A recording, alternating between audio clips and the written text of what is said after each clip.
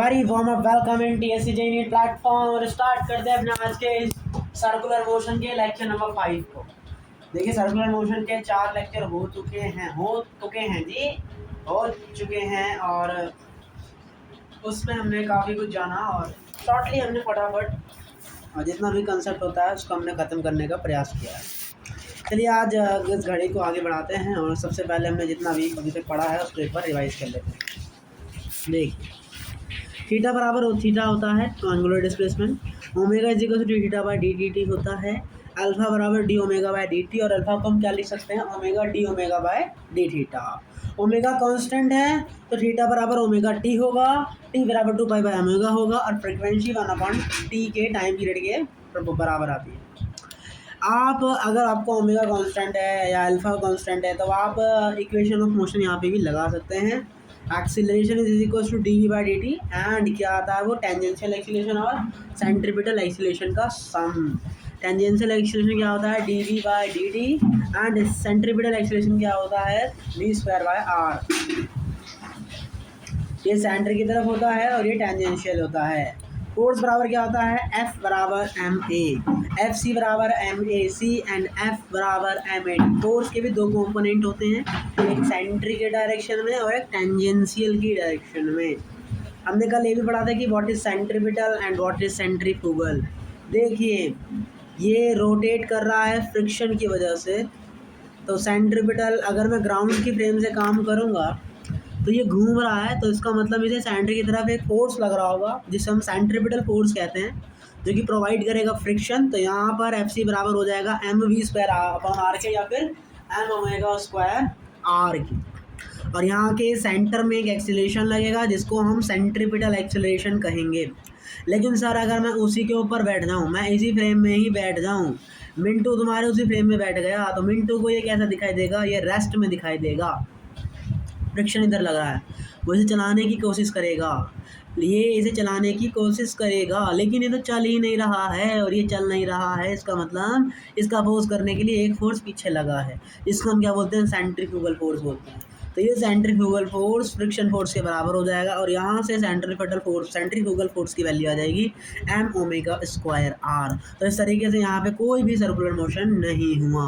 With respect to Mintu भैया table and block are at rest, acceleration of block 0 and correction term centrifugal force now treat it is a real force and f dash c बराबर omega square R which is always away from center, बस centripetal force towards to the center. तो सारी कहानी आपने पढ़ी थी और चलते हैं अपने फटाफट आज के क्वेश्चन पर। ये रहा आपकी स्क्रीन पर पहला question. The speed of a particle moving in a circle, radius है 2 मीटर, टाइम है टी, v बराबर डी स्क्वायर, नेट एक्सीलरेशन पूछा है मतलब सेंट्रीपिटल भी है और टेंजेंशियल भी है। टी स्क्वायर का डिफरेंशिएशन करेंगे तो 2t आएगा, टी का वैल्यू 1 रखेंगे तो आपको एक्सीलरेशन टेंजेंट के डायरेक्शन में कितना मिल जाएगा 2 सेकंड मिल जाएगा। अच्छा 2 पे पूछा है 4 सेकंड मिल जाएगा। अब सेंट्रीपिटल का क्या होता है v स्क्वायर अपॉन में r, तो ये क्या हो जाएगा 2 दूनी 4 अपॉन 2, तो कितना आ गया यहाँ से 2 आ गया वाला क्वेश्चन कर रहे थे। और यहाँ से आपका सेंट्रीपिटल एक्सीलरेशन आ जाएगा v का स्क्वायर मतलब t स्क्वायर मतलब 2 का स्क्वायर 4 अपॉन 4 का स्क्वायर 16 और 16 अपॉन 2 मतलब 8 आ गया। तो सेंट्रीपिटल एक्सीलरेशन मिल गया, टेंजेंशियल एक्सीलरेशन मिल गया, दोनों का स्क्वायर करके जोड़ देंगे तो कितना एक्सीलरेशन आंसर आ जाएगा √18। डायरेक्ट फार्मूला बेस्ड क्वेश्चन है। चलिए एक और ये क्वेश्चन पढ़ते हैं। क्वेश्चन कह रहा है एक पार्टिकल है जो कि मूव कर रहा है डी एक्सीलरेशन, मतलब आपका जो एक्सीलरेशन है वो घट रहा है, इसका मतलब D V by D T negative है, डी एक्सीलरेट होना along the circle of radius r so that any momentum of time in this tangent and normal acceleration are equal in magnitude। Magnitude में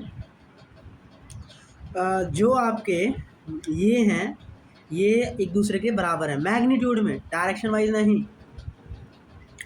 आपको A T का direction क्या दिया है D एक्सीलेट हो रहा है मतलब minus D V by D T और सेंट्रीपिटल एक्सीलरेशन तो हमेशा सेंटर की तरफ लगेगा, इसका मतलब वी स्क्वायर बाय आर हो गया।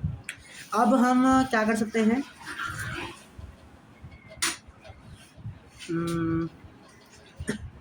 वी स्क्वायर बाय आर हो गया minus D V by D T is equal to V square upon R. इसको क्या लिखा जा सकता है V D V by D X, वही अपना काइनेमेटिक्स तरीके से। अब हमने क्या किया, इसको इसे काटा, 1/v बराबर में कर दिया dx/r। आप इसका लिमिट चढ़ाओगे, कहाँ से कहाँ तक चलना है, यहाँ से लेकर इस पार्टिकुलर पॉइंट तक जाना है। इनिशियल वेलोसिटी इसका v नोट था, फाइनली में v हो गया है। इसी का रिलेशन आपको जो यहाँ पे बताना है। तो यहाँ से क्या आ जाएगा आपका, सॉल्व करेंगे तो ln v/v नोट बराबर -x/r। ln हटाते हैं तो e की पावर में पूरा चढ़ जाता है, तो यहाँ आ जाएगा v बराबर v नोट e की पावर -x/r, जो कि ये हो जाएगा अपना पहला आंसर। अब दूसरा आपको एक्सीलरेशन की टर्म में दिया है, तो एक्सीलरेशन की टर्म में कैसे निकालेंगे, एक्सीलरेशन की टर्म में चाहिए हमें तो हम इसी को सॉल्व कर लेते हैं, है ना।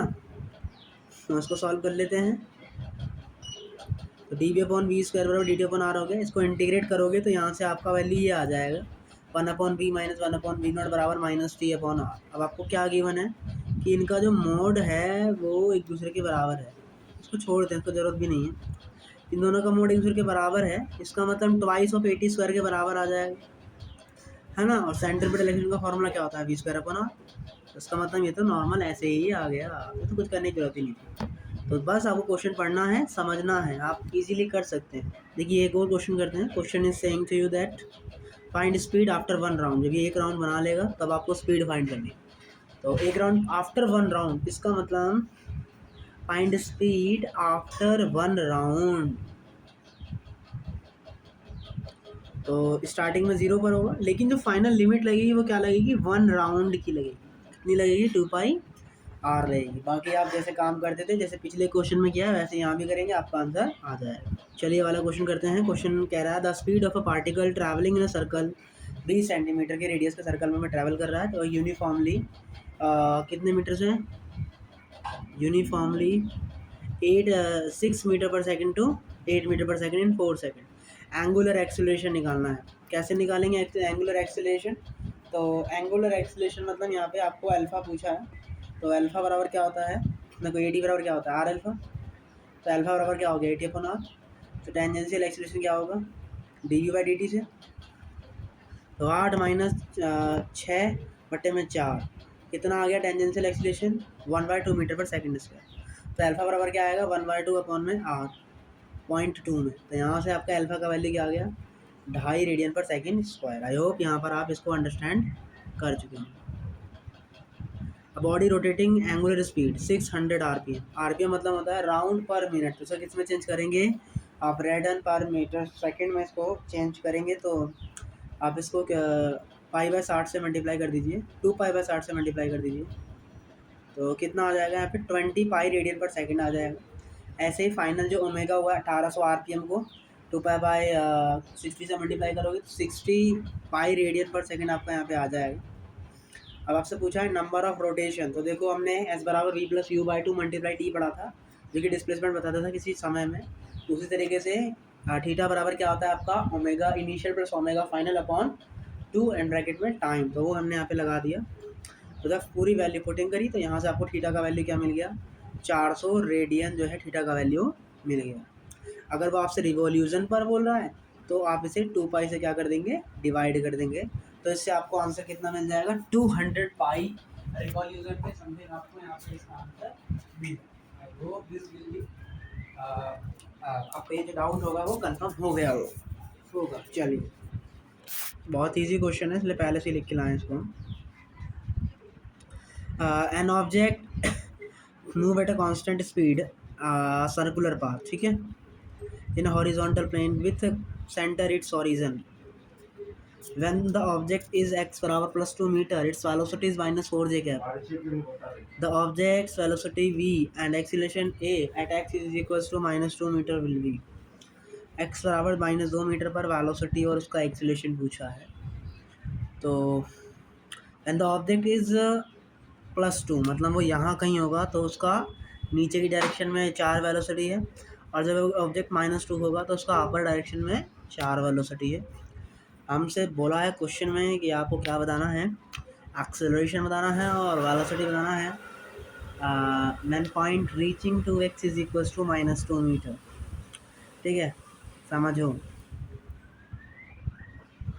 देखो होगा क्या, खुद देखो। अभी ये पॉइंट ऐसे है, उसका मतलब वो ऐसे चल रहा है। तो अगर ये x बराबर 2 है तो x बराबर -2 किधर होगा, इस तरफ होगा x बराबर -2। इसका मतलब ये वर्टिकल ऐसे मूव करेगा करेगा करेगा और जैसे यहाँ पहुँचेगा तो इसका जो वेलोसिटी है वो ऊपर की डायरेक्शन में चला जाएगा। उसका मतलब वेलोसिटी की जो भी डायरेक्शन होगा वो पॉजिटिव में लिखा जाएगा। मतलब ये आंसर होगा या फिर ये आंसर होगा। लेकिन वेलोसिटी का मैग्नीट्यूड क्या होगा, इसने क्या बोला है, कांस्टेंट स्पीड है। तो जो वेलोसिटी यहाँ है वही वेलोसिटी यहाँ पर भी इसकी होगी। तो इसका मतलब इसका वेलोसिटी क्या हो गया, 4j कैप मीटर पर सेकंड। अब एक्सीलरेशन कैसे निकालते हैं, एक्सीलरेशन हम निकालते हैं ए सी बराबर, क्योंकि यहाँ पे सिर्फ क्या होगा, सेंट्रीपिटल एक्सीलरेशन ही होगा और कोई एक्सीलरेशन तो इसमें होने वाला नहीं है। मे बी यहाँ क्या होगा आपका सेंट्रीपिटल एक्सीलरेशन। क्यों सेंट्रीपिटल, क्यों, क्योंकि वेलोसिटी कांस्टेंट है, टेंजेंशियल एक्सीलरेशन तो जीरो हो जाएगा। इसका मतलब ए सी बराबर क्या आ गया, यहाँ से v² आ गया। v का वैल्यू कितना, 4 × 16 अपॉन रेडियस कितनी दी आपको, 2 दी है। तो इस तरीके से आपका जो एक्सीलरेशन है वो कितना आ जाएगा, 8 आ जाएगा। अब always toward to the centre and it is reaching here, तो ये वाली डायरेक्शन आएगी पॉजिटिव x में, मतलब प्लस आई क्या। तो option number B is your correct answer. चलिए आगे बढ़ते हैं। आइए अपने वाला क्वेश्चन करते हैं। पत्थर है, इसको 180 सेंटीमीटर के स्ट्रिंग में टाई कर रखा है और वो 28 रिवॉल्यूशन लगाता है in horizontal circle in every minute. 28 revolution in पर सेकेंड पर मिनट। इसका मतलब ओमेगा क्या हो जाएगा, 28/16 रिवॉल्यूशन पर सेकेंड। वैसे रेडियन पर सेकंड में चेंज करने के लिए 2 पाई से मल्टीप्लाई करेंगे, तो यहाँ से आंसर आ जाएगा अपना 44/15। आपसे पूछा क्या है, एक्सीलरेशन पूछा है, ओमेगा कांस्टेंट है, तो इसका मतलब आपको सेंट्रीपिटल एक्सीलरेशन ही मिलेगा। टाइड कर रहे हैं आप तो कांस्टेंट वेलोसिटी के साथ, that means acceleration is equals to ओमेगा² आर। ओमेगा का स्क्वायर करेंगे मल्टीप्लाई आर, तो यहाँ से आपको एक्स का वैल्यू मिल जाएगा जो कि क्वेश्चन में पूछा था। That's done. चलिए ये क्वेश्चन होमवर्क है। सर्कुलर मोशन डायनामिक्स, तो सर्कुलर मोशन डायनामिक्स जो है या तो आप ग्राउंड फ्रेम से कर सकते हैं या आप उसी पे बैठ के कर सकते हैं। अगर आप ग्राउंड फ्रेम से कर रहे हैं तो आपको यहाँ पर एक सेंट्रीपिटल फोर्स जो है शो करना पड़ेगा। चलिए क्वेश्चन करते हैं, एग्जाम्पल के जरिए समझने का ट्राई करते हैं। Rotating table, fan, etc. A block of mass m is kept on a rotating table which rotate with a constant angular velocity omega. Find friction force acting on the block. Block is at rest with respect to table. Block जो है वो rest पर है table की respect में। तो आपको acceleration निकालना है। सर सबसे पहले हम एपीडी बनाते हैं, ब्लॉक का एपीडी बनाएंगे। तो ऊपर नॉर्मल लग रहा है, नीचे एमजी लग रहा है। चूँकि ये मूव कर रहा है तो इसका मतलब यहाँ पर एफआर लग रहा होगा, फ्रिक्शन। फ्रिक्शन क्या चाहता है कि भैया ब्लॉक घूमे, कि ब्लॉक और टेबल का पॉइंट एक साथ रहे, इसका मतलब वो दोनों एक साथ मूव करें, यही चाहता है फ्रिक्शन। तो आपको एक्सीलरेशन निकालना है। तो जो फ्रिक्शन होगा सेंट्रीपिटल एक्सीलरेशन के बराबर होगा, फोर्स के बराबर होगा। इसका मतलब एफ आर बराबर क्या आ जाएगा, एम ओमेगा स्क्वायर आर आ जाएगा।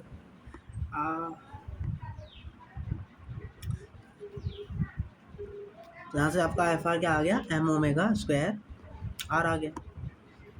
मान लीजिए दूसरा एग्जांपल लेते हैं, तो यहाँ से एक्सप्रेशन निकाल सकते हो ना आप, फ्रिक्शन का वैल्यू मिल जाएगा ओमेगा स्क्वायर, आप यहाँ M B square upon R लिख दो, है ना।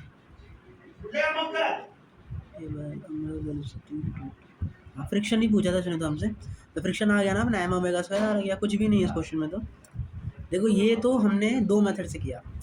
अगर मैं ग्राउंड फ्रेम से करूँगा तो सेंट्रीफ्यूगल की ज़रूरत नहीं पड़ेगी।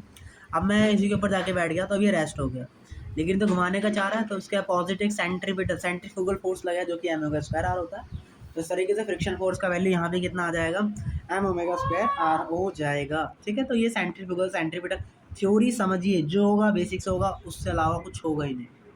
एक ब्लॉक है और ब्लॉक जो कि मास m है, जो कि रोटेटिंग टेबल पर रखा गया है, जो कि कांस्टेंट एंगुलर वेलोसिटी से मूव कर रहा है। आपको वो ओमेगा बताना है मैक्सिमम जिसमें जो ब्लॉक है वो स्लिप ना करे। इसका मतलब फ्रिक्शन मैक्सिमम होना चाहिए, मतलब फ्रिक्शन के लिमिटिंग रीजेंट वाले केस की बात हो रही चाहिए। फ्रिक्शन का लिमिटिंग रीजेंट वाला वो केस क्या कहता है कि म्यू इंटू नॉर्मल, है ना।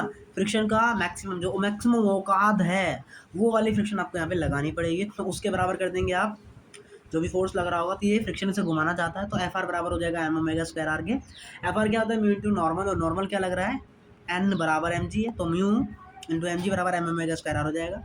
एम से एम कटा, तो यहाँ से ओमेगा मैक्सिमम का वैल्यू कितना आ गया आपका u mu g upon r का under root. Maybe this is considered आपके लिए अच्छा होगा, काफ़ी इजी क्वेश्चन था, कुछ भी नहीं है।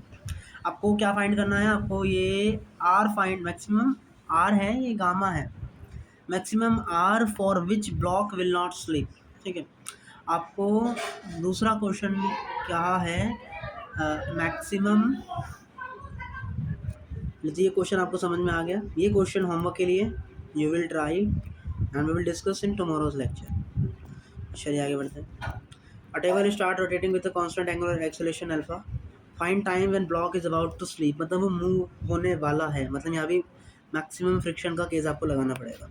म्यू एन बराबर क्या होता है mu into M G, mu normal बराबर क्या आ गया यहाँ से म्यू इंटू एम जी आ गया। अल्फा क्या कांस्टेंट है,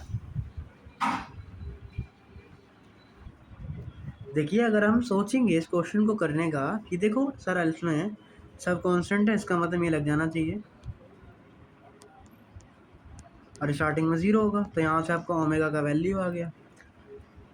अब सर आपने यहाँ पढ़ाया है, क्या पढ़ाया है कि फ्रिक्शन यहाँ लगेगा, फ्रिक्शन बराबर एम ओमेगा स्क्वायर आर कर देंगे, तो वहाँ से आपका टाइम निकल जाएगा, और वही इसने हमसे पूछा है। लेकिन ये तरीका क्या है, गलत है।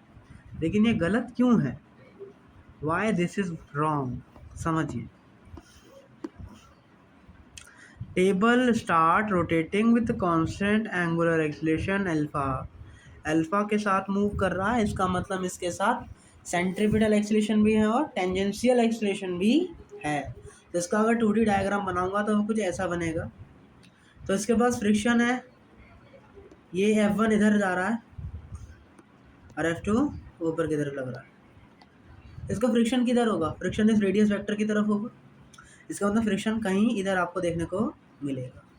तो ये जो F1 और जो F2 हैं ये किसके कंपोनेंट हैं, फ्रिक्शन के। अल्फा 0 नहीं है, टेंजेंशियल एक्सीलरेशन भी 0 नहीं है, फ्रिक्शन और सेंट्रीपिटल फोर्स भी लग रहा है। इसका मतलब जो सेंट्रीपिटल फोर्स है और जो टेंजेंशियल फोर्स है वो दोनों हमारे फ्रिक्शन के क्या हैं, कंपोनेंट है। तो अगर ये फ्रिक्शन के कंपोनेंट है तो यहाँ पे जो फ्रिक्शन का नेट वैल्यू आएगा वो कैसे निकालेंगे, F1 का स्क्वायर प्लस F2 का स्क्वायर और उसका अंडर रूट से निकलेगा। इस बार आप फ्रिक्शन की मैक्सिमम वैल्यू को mu to normal M G से इक्वेट नहीं कर सकते। तो पहले F2 निकालते हैं विच इज़ M80, और 80 क्या होता है आर इंटू एल्फा, तो एम अल्फा आर हो गया। F1 बराबर क्या है सेंट्रीपिटल फोर्स जो कि क्या है आपका MAC, और AC क्या होता है V omega square by R या ओमेगा स्क्वायर आर या वी स्क्वायर बाय आर। तो आप ओमेगा स्क्वायर आर की वैल्यू कैसे लिखेंगे, तो 80 बराबर क्या होता है R alpha. Second equation of motion use करेंगे तो यहाँ से क्या आ जाएगा ओमेगा बराबर omega not plus alpha T, तो ओमेगा बराबर अल्फा टी आ गया। तो सेंट्रीपिटल एक्सीलरेशन क्या आ जाएगा alpha square T square multiply में आर। तो ये आपका एफ सी का वैल्यू इस तरीके से क्या आ जाएगा M alpha square T square R. तो फ्रिक्शन क्या आ गया यहाँ से एम अल्फा आर कॉमन आ जाएगा बाहर में से, ब्रैकेट में बचेगा 1 प्लस अल्फा स्क्वायर टी की पावर 4। तो ये फ्रिक्शन की मैक्सिमम वैल्यू आ गई। अब इसको म्यू टू एम जी के बराबर कर देंगे, तो यहाँ से आपका टी का वैल्यू इजीली निकल जाएगा। तो समझने वाली बात ये थी कि फ्रिक्शन और टेंजेंशियल इन चीज़ों को समझना यहाँ पे ज़रूरी था। ये अगला क्वेश्चन है, एक ब्लॉक है जिसका मास m है जो कि रोटेट हो रहा है स्मूथ हॉरिजॉन्टल सरफेस पे, एंगुलर वेलोसिटी ओमेगा है with help of spring constant k and natural length L0। Find allocation in spring, कितना एलोगेट होगा।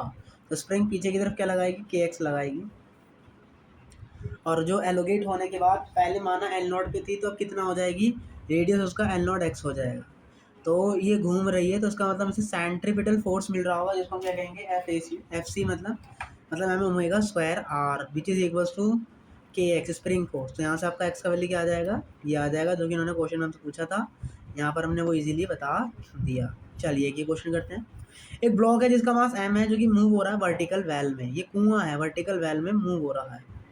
रेडियस कितना है इसका, देखो रेडियस r है। Speed v, block remain in contact with vertical wall and ground, both are smooth, find normal force exerted by wall and ground on block. देखो ये block है, इसका आप डायग्राम बनाएंगे तो कैसा देखने को मिलेगा।